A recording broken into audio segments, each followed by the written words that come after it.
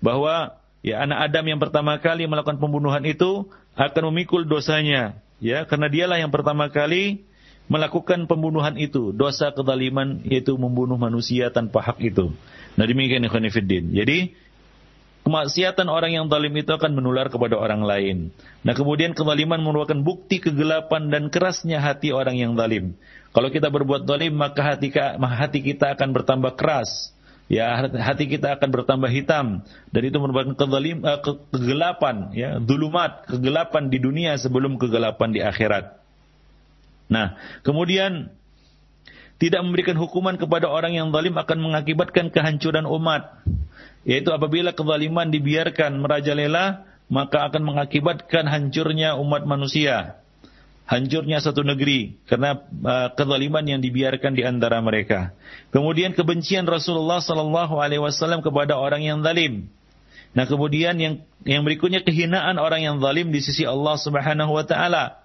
Ya, kemudian yang berikutnya orang yang zalim tidak mendapat syafaat dari Rasulullah sallallahu alaihi wasallam. Ia akan terhalang dari syafaat Rasulullah sallallahu alaihi wasallam. Dia tidak akan mendapat hidayah dari Allah Subhanahu wa taala. Dan yang terakhir, orang yang zalim itu akan tergolong sebagai orang yang muflis. Kebaikannya menguap, hancur binasa, lalu dia diseret dan dilemparkan ke dalam api neraka wal iyadzubillah. Nah, demikianlah ikhwan fillah azanillahu wa iyyakum jami'an berkaitan dengan dosa kezaliman. Maka ittaqudz dzulum fa inna dzulumatun yaumal qiyamah. Hindarilah kezaliman, karena kezaliman itu merupakan kegelapan, ya, bagi seorang hamba di akhirat nanti. Ya, aqulu qouli hadza wa astaghfirullah li wa lakum lisa'il muslimin innahu huwal ghafurur rahim. Syukran jazakallahu khairan barakallahu fiik para ustaz, dan demikianlah ikhwatal iman rahimanillah wa iyyakum pendengar radio Raja dimanapun Anda bisa menyaksikan kami. Materi yang disampaikan oleh Al-Ustaz Abu Ihsan Al-Maidani hafizahullah taala dari pembahasan Al-Kabair, yaitu poin mengenai dosa kezaliman. Mudah-mudahan kita dapat menjauhinya. Dan selanjutnya akan kami buka sesi tanya jawab. Sebelum kami mengangkat pertanyaan di line telepon, ada beberapa pertanyaan senada Ustaz di pesan singkat ini, yaitu di antaranya dari Ummu Fadel dan penanya yang lainnya yang cukup banyak, yaitu Ustaz, bagaimana apabila kita menzalimi orang-orang kafir, apakah tetap akan dibalas di akhirat nanti atas kezaliman kita, baik yang sengaja ataupun tidak sengaja? Dan jika orang kafir tersebut selalu menyakiti tetangganya, bolehkah kita mendoakan keburukan baginya? Mohon jawabannya, Ustaz. Kalau yang kita lakukan itu adalah kezaliman, maka setiap kezaliman akan mendapat hukuman, terlepas siapa yang kita zalimi. Ya, binatang pun kalau kita zalimi, kita akan mendapatkan hukuman atas kezaliman kita. Demikian pula orang kafir. Dalam satu hadis, ya, dikatakan ittaqud da'watal mazlum wa in kana kafiran fa innahu laisa dunah hijab. Takutlah atas doa orang yang terzalimi walaupun ia adalah orang kafir, karena tidak ada penghalang bagi doanya. Demikian juga Rasul mengatakan da'watal mazlum mustajabah wa in kana fajiran fa fujuruhu ala nafsihi. Ya, doa orang yang terzalimi itu akan dikabulkan jika ia adalah walaupun dia adalah orang yang bejat. Ya. Nah, jika ia adalah orang yang bejat, maka kebejatannya itu untuk dirinya sendiri, ya, atas dirinya sendiri. Namun Allah Subhanahu wa taala akan mengabulkan doanya ikhwani fiddin azanillahu wa iyyakum jami'an.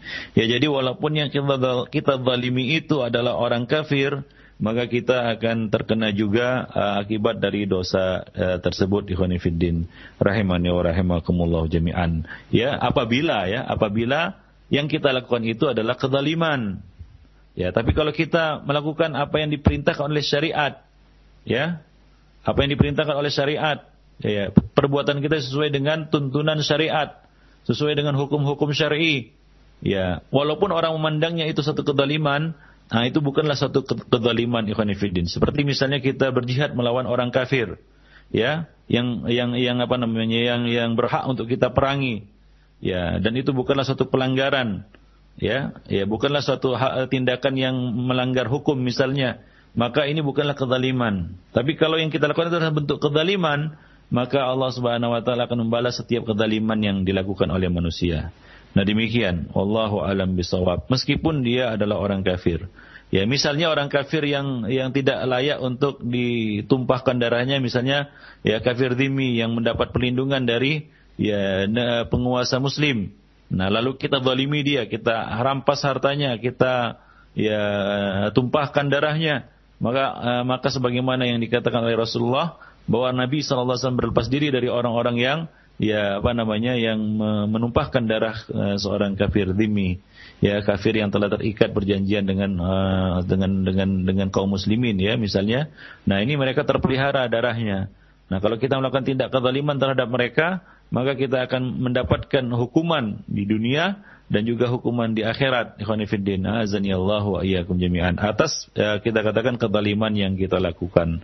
Wallahu a'lam bisawab. Nah, kalau orang kafir itu berbuat zalim, maka ya sebagaimana kata Nabi tadi, bahwa doa orang yang terzalimi itu bisa dikabulkan. Apalagi yang dizalimi itu seorang mukmin, seorang yang ya sebagaimana dikatakan tadi, hati-hatilah kamu terhadap kezaliman terhadap orang-orang yang apabila dia meminta hanyalah meminta kepada Allah Subhanahu wa taala. Apabila mereka dizalimi, mereka minta kepada Allah Subhanahu wa taala. Ya. Kezaliman yang paling buruk adalah kezaliman kepada orang yang tidak memiliki penolong selain Allah. Nah, kezaliman orang kepada orang yang tidak memiliki penolong selain Allah. Siapa mereka? Yaitu kaum mukminin. Nah, lebih-lebih lagi kalau yang berbuat zalim itu orang kafir. Nah, doa si mukmin ini tidak akan terhalang atau tidak akan terhijab di antara doanya dengan Allah Subhanahu wa taala. Allah pasti akan mengabulkan doanya. Nah, demikian ikhwan fillah. Rahimani wa rahimakumullah jami'an. Memang pada masa sekarang ini, pada zaman sekarang ini, untuk mencari keadilan di tengah-tengah manusia itu susah. Orang berbuat zalim terhadap diri kita, harta kita. Kita tidak bisa berbuat apa-apa. Mencari keadilan di dunia ini sekarang ini susah. Ya, di dunia ini susah. Ya, di sini juga susah. Ya, maka doalah ya kekuatan orang-orang yang lemah, ikhwan fillah. Ya, sesungguhnya kalian mendapat pertolongan melalui doa orang-orang yang lemah. Hati-hatilah terhadap doa orang-orang yang lemah ini, orang-orang yang terzalimi ini, ikhwan fillah. Azanillahu wa iyyakum jami'an. Taib. Wallahu a'lam bishawab. Nah, terima kasih jazakallahu atas jawabannya Ustaz. Dan selanjutnya kami beralih di line telepon di 0218236543. Sudah ada Ibu Ai yang berada di Bekasi. Silakan Ibu. Assalamualaikum Pak Ustaz. Waalaikumsalam warahmatullahi wabarakatuh. Tentang kezaliman Pak Ustaz. Seandainya tadinya seorang muslim berbuat zalim hampir dari separuh umurnya, kemudian dia tidak bertobat, hanya melakukan ibadah sholat, kebaikan, seperti ibadah-ibadah yang seharusnya wajib selama ini dilakukan, apakah kezaliman kemusyrikannya itu bisa diampuni Tuhan?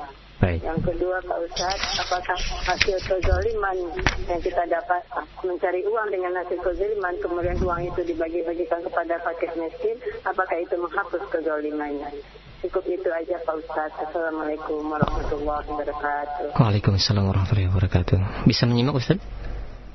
Ya, coba disimpulkan pertanyaan. Iya, yang pertama Ustaz, jadi ada seseorang yang setengah paruh hidupnya itu berbuat kezaliman, namun di akhir kehidupannya dia tidak, maksudnya hanya berbuat dengan sholat dan ibadah-ibadah wajib saja. Apakah hal tersebut hanya akan dapat menghapusi kezalimannya? Dan yang kedua, uang yang didapat dengan hasil kezaliman kemudian diinfakkan kepada hal-hal yang baik, apakah dapat menghapus kezalimannya juga Ustaz? Ya, yang pertama tentunya taubat orang-orang yang berbuat zalim terhadap orang lain. Ya, para ulama menjelaskan syarat taubat. Syarat taubat ada 3. Yang pertama adalah dia segera menghentikan perbuatan dosanya. Ya, yang kedua, dia menyesal atas perbuatan dosa yang telah dia lakukan. Yang ketiga, dia berazam untuk tidak kembali mengulanginya di lain waktu. Walam yusiru ala ma fa'alu wa hum ya'lamun. Dan apabila dosanya ini berkaitan dengan orang lain, yaitu dalam bentuk kezaliman terhadap orang lain, maka syaratnya bertambah 1, yaitu dia mengembalikan hak kepada yang memilikinya. Kalau itu berupa harta, maka dia kembalikan harta kepada yang memilikinya. Misalnya bentuk dosa dan kezalimannya itu adalah merampas harta orang lain, menggelapkan uang orang lain, ya, mencurangi uang orang lain. Maka dia harus mengembalikannya. Ya, taubatnya adalah dia melakukan 3 perkara yang kita sebutkan pertama tadi. Kemudian ditambah yang satu ini, yaitu dia mengembalikan uang itu kepada yang bersangkutan, ya, kepada pemiliknya tentunya. Kalau berupa kehormatan, maka dia minta halal dari orang yang dizaliminya itu. Ya, orang yang telah dia robek kehormatannya, dia minta halal. Misalnya dia pernah memfitnah seseorang, dia minta halal kepada si fulan yang pernah difitnahnya itu. Ya, selama itu tidak menimbulkan keburukan yang lebih besar lagi. Ya, nah demikian. Jadi dia minta halal. Ya, dia minta maaf kepada yang bersangkutan. Nah demikian. Ya, itulah dia syarat, ya, taubat bagi orang yang berbuat dosa, yang dosanya itu ada kaitannya dengan orang lain. Nah demikian ikhwan fillah, azanillahu wa iyyakum jami'an. Oleh karena itu, ya, para ikhwan fillah, berhati-hatilah terhadap satu bentuk dosa, ya, yang mana dosa itu berkaitan dengan orang lain. Ya, bentuk kezaliman terhadap orang lain. Ini sungguh sangat kita katakan sangat berbahaya dan sangat berat akibatnya. Ya, dalam sebuah hadis yang diriwayatkan oleh Imam Muslim dari Hisham bin Urwah dari ayahnya, ya, disebutkan bahwa Arwa bin Uwais menuduh, ya, Sa'id bin Zaid telah merampas tanahnya. Maka Urwah bin Uwais mengajukan hal ini kepada Khalifah Marwan bin Hakam. Menanggapi tuduhan itu, Sa'id berkata, "Apakah aku merampas tanahnya setelah aku mendengar hadis tentang masalah ini dari Rasulullah sallallahu alaihi wasallam?" Lantas Marwan bertanya, "Apa yang telah engkau dengar?" Maka Sa'id menjawab, "Aku telah mendengar Rasulullah sallallahu alaihi wasallam bersabda, 'Man akhadha shibran minal ardi dhulman, tuwiqahu ila sab'i ardin.' Barang siapa yang merampas tanah walaupun sejengkal secara zalim, maka ia akan dikalungkan dengannya sampai dengan 7 bumi. 7 lapis bumi." Maka Marwan berkata kepadanya, "Aku tidak akan menanyakan bukti kepadamu setelah ini." Ya, Sa'id lantas berdoa, "Ya Allah, jika perempuan ini berdusta, maka butakanlah matanya dan bunuhlah ia di tanahnya." Nah, itu doa Sa'id. Ya, doa Sa'id. Maka ikhwan fillah, perempuan tersebut menjadi buta setelah itu dan meninggal ketika berjalan di tanahnya, lalu terjatuh ke dalam lubang. Nah demikian ikhwan fillah, a'azzani Allah wa iyyakum jami'an. Ya. Jadi dia diadukan oleh Arwa binti Uwais, ya, dia menuduh Sa'id bin Zaid telah merampas tanahnya. Ya, Sa'id mengatakan kepada Marwan, waktu itu Amir, ya, di Madinah, ya, "Bagaimana aku bisa merampas tanahnya sementara aku telah mendengar Rasulullah bersabda bahwa barang siapa yang mengambil sejengkal tanah secara zalim, maka dia akan dikalungkan dengan 7 lapis bumi. Ya, mana mungkin aku merampasnya setelah aku mengetahui hadis Nabi ini." Ya, namun perempuan itu Arwa binti Uwais tetap pada tuduhannya dan Marwan memenangkannya. Ya, akhirnya apa? Tanah itu menjadi milik Arwa binti Uwais. Maka Sa'id berdoa, ya, dia berdoa kepada Allah Subhanahu wa taala. Ini adalah doa orang yang dizalimi. Beliau mengatakan, "Ya Allah, jika perempuan ini berdusta, maka butakanlah matanya dan matikanlah ia di tanahnya itu." Maka perempuan tersebut buta setelah itu dan meninggal mati dia ketika berjalan di tanah yang dirampasnya dari Sa'id tersebut. Dia jatuh dalam lubang dan mati. Khonifiddin. Azanillah wa iyyakum jami'an. Nah, kemudian juga ada satu kisah yang disebutkan oleh Imam Al-Bukhari, ya, dari Jabir bin Samurah, yang mengatakan bahwa penduduk Kufah mengadukan Sa'ad kepada Khalifah Umar. Kemudian Umar memecatnya dan menggantinya dengan Ammar karena laporan dan pengaduan tersebut. Mereka menuduh Sa'ad tidak baik dalam sholat. Maka menanggapi hal ini Umar mendatangkan Sa'ad. Setelah Sa'ad sampai di hadapannya, Umar bertanya kepadanya, "Wahai Abu Ishaq," yaitu kunyahnya Sa'ad bin Abi Waqqas, "sesungguhnya mereka menuduhmu bahwa engkau tidak baik mengerjakan salat." Maka Abu Ishaq yaitu Sa'ad bin Abi Waqqas berkata, "Ketahuilah bahwa sungguhnya aku salat bersama mereka dengan sesuai dengan salat Rasulullah sallallahu alaihi wasallam tanpa menyimpang darinya. Aku salat Isya dengan memperpanjang 2 rakaat pertama dan memperpendek 2 rakaat kedua." Maka Umar berkata, "Itulah yang mereka tuduhkan kepadamu, wahai Abu Ishaq." Umar lalu mengutusnya bersama dengan seorang laki-laki untuk melacak masalah ini di Kufah. Mereka mendatangi setiap masjid dan bertanya tentang solat Sa'ad bin Abi Waqqas. Setiap orang yang ditanya selalu memuji Sa'ad. Akhirnya sampailah di Masjid Bani Abbas. Ada salah seorang yang dipanggil dengan nama Usamah bin Qatadah, dan di kunyahnya Abu Sa'adah, sampai di Masjid Bani Abbas, mereka bertemu dengan seorang yang bernama Usamah bin Qatadah, kunyahnya Abu Sa'adah, ia berkata, "Kalian menanyakan Sa'ad kepada kami. Maka kami katakan bahwa sungguhnya Sa'ad tidak ikut bersama pasukan, tidak membagi dengan pembagian yang adil dan tidak adil dalam memutuskan hukum." Maka Sa'ad berkata, "Demi Allah, aku akan berdoa dengan 3 hal." Sa'ad yang waktu itu difitnah dia berkata, "Demi Allah, aku akan berdoa dengan 3 hal. Ya Allah, jika hambamu itu dusta dan bertujuan untuk mencari muka, maka perpanjanglah usianya, perpanjanglah kefakirannya, dan timpakanlah fitnah-fitnah kepadanya." Itulah doa Sa'ad kepada orang yang memfitnahnya. Nah, setelah itu, kemudian setelah itu, setiap kali ditanya, Usamah bin Qatadah berkata, "Aku adalah orang tua yang terkena cobaan akibat doa Sa'ad." Usamah bin Qatadah yang dulu memfitnah Sa'ad, ketika setiap kali ia ditanya, "Kenapa kamu kondisinya seperti ini?" Maka dia mengatakan, "Aku adalah orang yang tua renta yang terkena cobaan akibat doa Sa'ad." Abdul Malik berkata, "Aku melihat kedua alisnya rontok di kedua matanya karena lanjut usianya, dan ia terkena cobaan perempuan-perempuan di jalanan." Nah, begitulah ikhwani fiddin akibat dari perbuatan zalim. Maka setiap perbuatan zalim hendaknya kita minta halal kepada orang yang kita zalimi, meskipun itu terasa berat. Namun itulah akibat dari setiap perbuatan ikhwani fiddin. A'azzani Allah wa iyyakum jami'an. Jadi mintalah halal kepada orang yang bersangkutan. Jadi tidak cukup hanya kita meminta istighfar, ampunan kepada Allah Subhanahu wa taala. Kita harus minta sebagaimana kata Nabi tadi, "Man kanat indahu madlamatun inda akhi falyatahallal minhu al-yawm." Barang siapa yang punya hutang kezaliman kepada orang lain, yaitu kepada saudaranya, maka hendaklah dia selesaikan sekarang. Nah, demikian. Wallahu a'lam bishawab. Dan juga yang berikutnya, berkaitan dengan kita katakan harta-harta yang diperoleh secara haram, kemudian dia infakkan untuk bersedekah.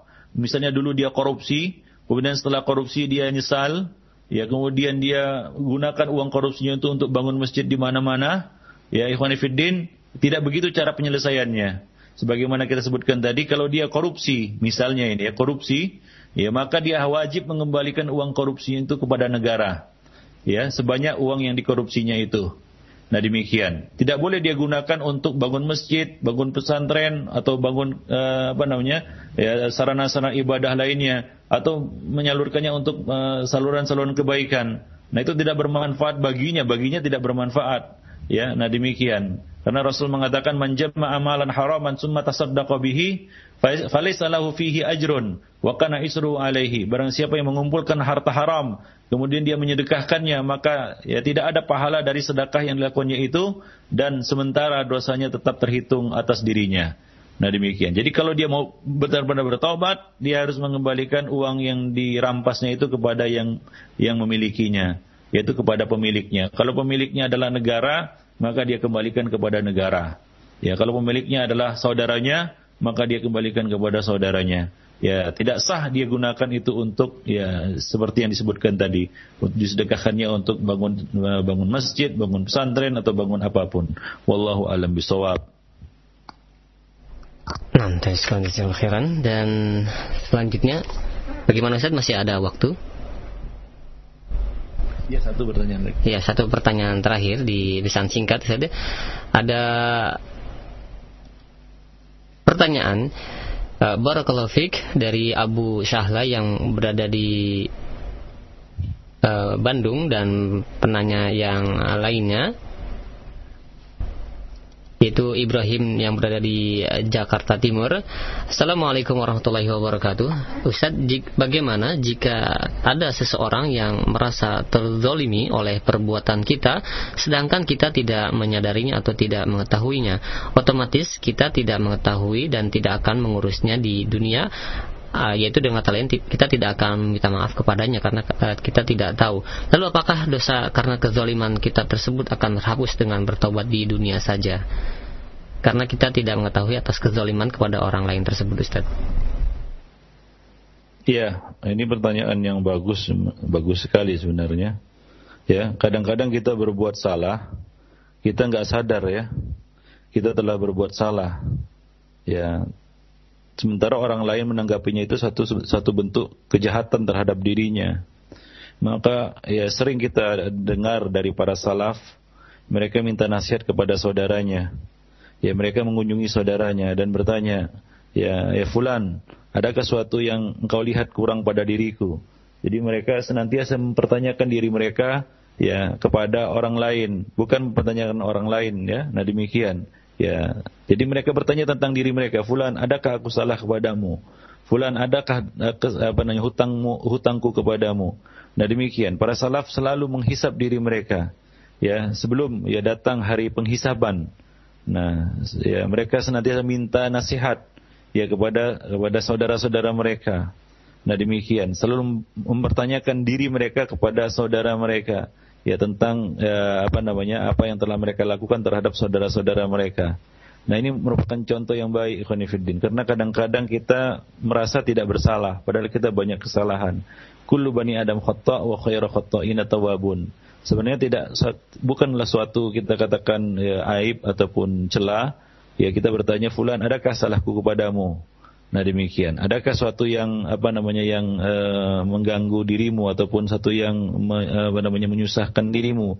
Nah, demikian ya. Atau kita bertanya kepadanya, minta nasihat kepadanya.